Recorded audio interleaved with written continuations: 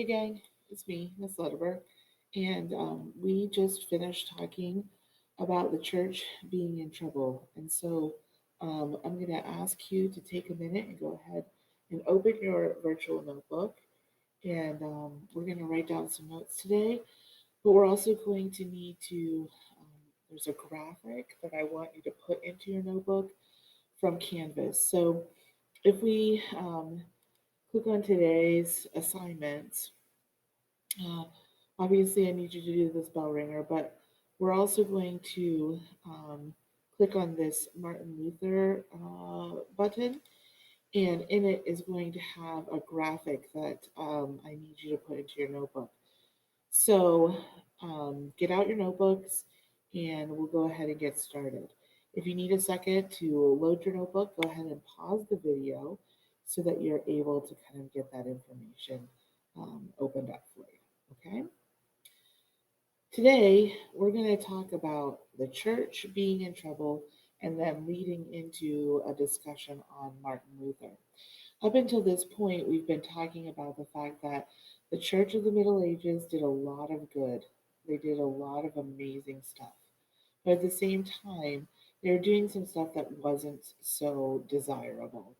And as the Renaissance came into play, we see that people are starting to question the actual um, the heart of the church, whether or not the church was doing what they were supposed to be doing. Was there any hypocrisy involved? Um, were those things kind of connected together? So we've gone through some information about that. If we open up our notebooks, you can see um, we told you all the things that are kind of wrong with the church. We talked about the fact that there's nepotism, that there were unqualified priests, that there were scandals, that simony was something that was happening. So all of this stuff is happening in the church. And kind of our last straw, and this is where we ended the other day, the last straw is going to be this idea of St. Peter's Basilica. So I'm going to go ahead and get myself out of the way here. And so in our notebooks, I'm going to be on Reformation Notes page 2. So go ahead and open this up and make sure you have a second page. I'm going to kind of flip over here to this section that we were just in, and I'm going to present that for you. So we finished with this idea that the Pope was living in the Vatican and he was living a very lavish, luxurious lifestyle. This is the inside of St. Peter's Basilica, which is this huge church that the Pope wanted to build. You can see the grand scale of it. We talked a lot about um, the inside and how ornate it was, the fact that Leonardo da Vinci and Michelangelo both painted and sculpted for the Pope to put art into the Vatican. This is the altar. We talked a lot about how big it was and how huge this whole process is. Um, but in your notebook, I want you to go ahead and write down um, that the Pope decides to build St. Peter's Basilica. Okay, so to raise money for St. Peter's Basilica, the church sold something called indulgences. So the Pope wanted this new lavish palace, which looks like this. This is the Vatican. This is where the Pope lives. This is St. Peter's Basilica. This is what the Pope wanted. He needed to pay for it and he didn't have enough money. So he sold something called indulgences. So if we go back to our notebook,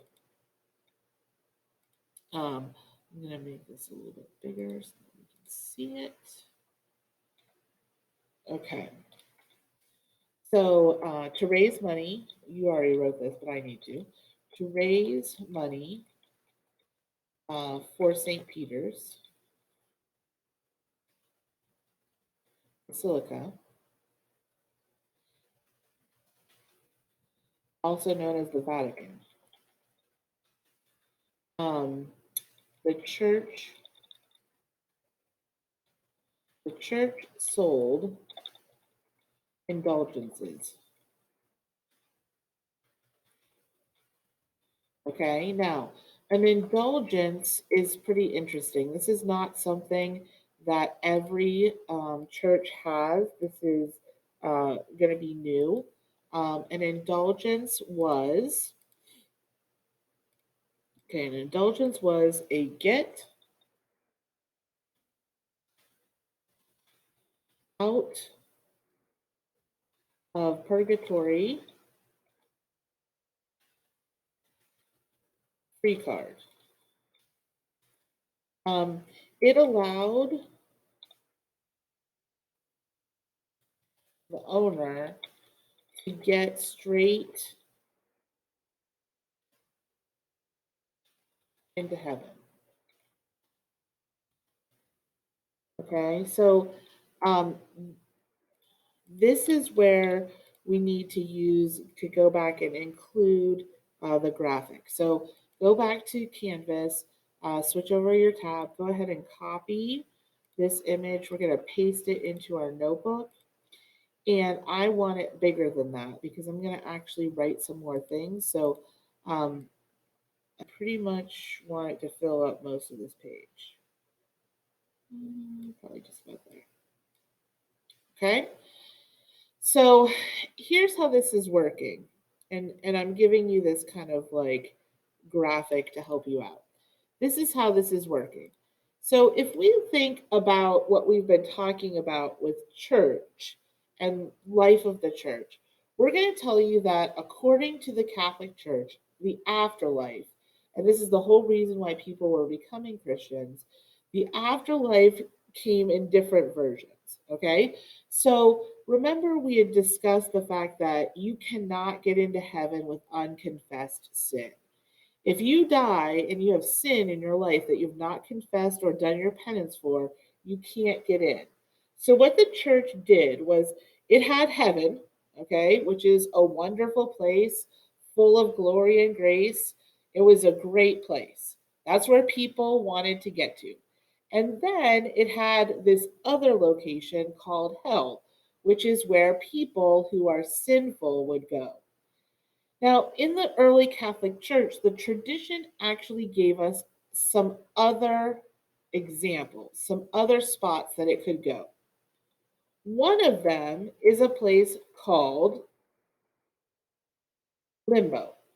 Limbo was a place for unbaptized babies. So let's go ahead and go back to our notebook here. I'm going to make this a little bigger so I can see it. And I'm going to add another text box. And I'm going to say limbo is where unbaptized babies go. Okay. Now we've talked a little bit about a little bit about baptism, but not a whole lot. Um, the idea behind baptism is that it was one of the things that Jesus said that you needed to do. And a lot of Christians have interpreted that as you need to be baptized very early in your life. If you die, the Catholic Church said if you die and you haven't been baptized, there's no way that you can get into heaven. So a lot of Catholics, even still today, if a baby is born, they will have the baptism very, very shortly after the baby is born. So just in case the baby does die, the baby will go into heaven. If the baby dies before it gets baptized, then it's supposed to go here and hang out in limbo. Limbo really means to just wait. It's a waiting space. Um, it's not a funny like dance where you see how low you can go. So baptized babies hang out here. Our goal is heaven. So we live on earth. We want to get to heaven. So I'm going to have another text box over here. And I'm going to say, this is where God lives and where we want to go when we die. Okay, so heaven is this, wonderful place where God has set up for us um, everything that we need in heaven. And so that's where we want to go. But the problem is that oftentimes we're bad, we do sinful things. So hell is a place where sinners go. So we're going to insert another text box. And this is where people who are uh, sinners, no, we need to say unrepentant. Unrepentant sinners go. Okay, so not just regular sinners. These are people who said flat out, you know what, God, we don't believe anything that you have to say. These are the unbelieving people. Now, so if we go back out here and we look at, okay, so we have this earth. So if you die and you have sin, you're unrepentant, you go to hell. If you die and you're a baby, you go to limbo. If you die and you have confessed your sin and everything is good as it can get, then you go to heaven. But most people land right here in purgatory. And purgatory, okay, this is where you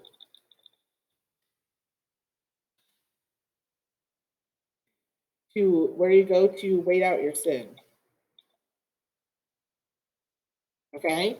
So if you robbed a bank, let's say you robbed a bank, and you walk outside, and on your way outside, you get hit by a truck and you die. Okay? You've committed a sin, you've stolen. That's wrong. You can't do that. But you die instantly. So you didn't have time to go to your priest to confess your sin. So what the priest or what would happen is you would go to purgatory and you would hang out there and you would wait until you were clear of your sin, and then you would go into heaven. Okay, that's why the arrow goes up there. So you may die and go to purgatory, and then from purgatory, you go into heaven.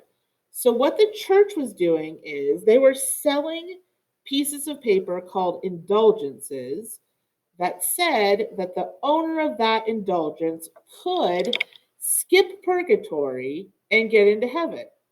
And people were like, this is awesome. We want these. This is really good. And so people went out and bought them like crazy. The problem is, how many indulgences does one person need? Well, one.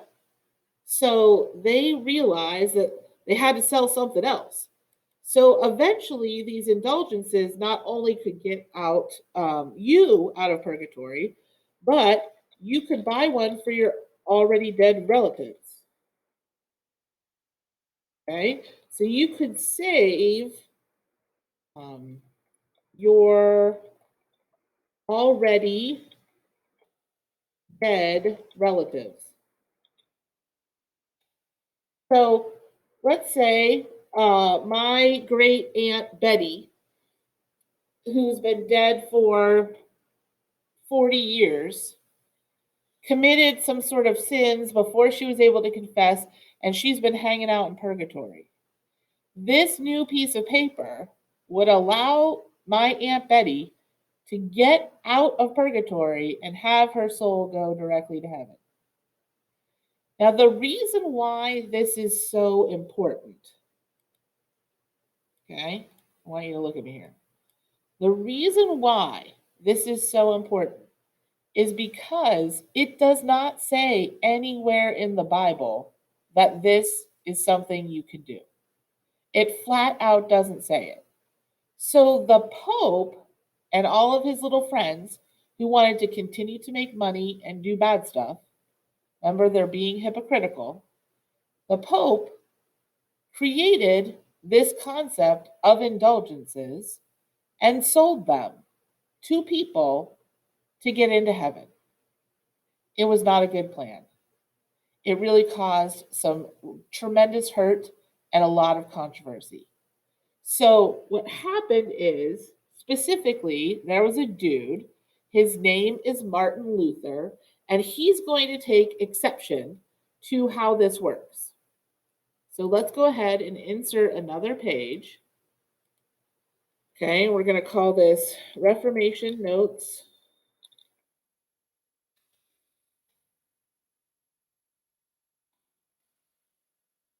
Page 3.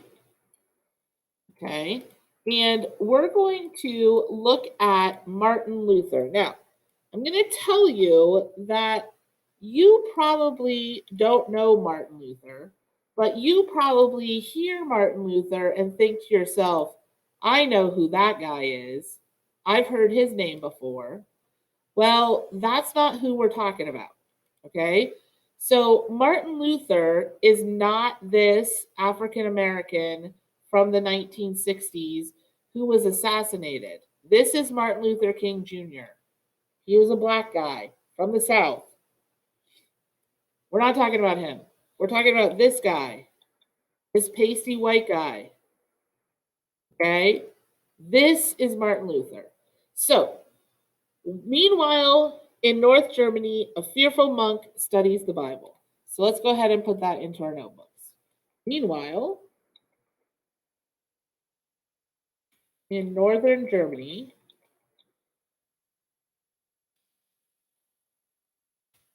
a monk, fearful monk studies the Bible. The story is actually pretty fun. Okay, so what happens is I'm gonna actually do this. I'm gonna insert this. Okay, so the story is actually pretty fun. Martin Luther was studying to be a lawyer. His parents were both peasants, and he lived in Germany. And his parents scrimped and saved to send him to law school. On his way home one night from law school, there was a tremendous lightning storm, and Martin was walking his way home and was very afraid. So he was afraid he was going to be struck by lightning. So what he does is he prays and he bargains with God. And he says to God, God, if you save me, I will give up my life. I will serve you. I won't do anything myself. I'll serve you. This was fine, except it really ticked off Martin Luther's dad, who had spent all of this time and money trying to get him into law school. But so what Martin does is he actually leaves law school and he joins a monastery. And as he's in this monastery, he starts to question some of the things that were happening with the church, specifically something about indulgences. So, outraged by indulgences,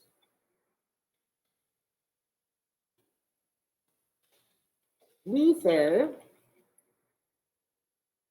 nails his ideas, the 95 thesis, to the church door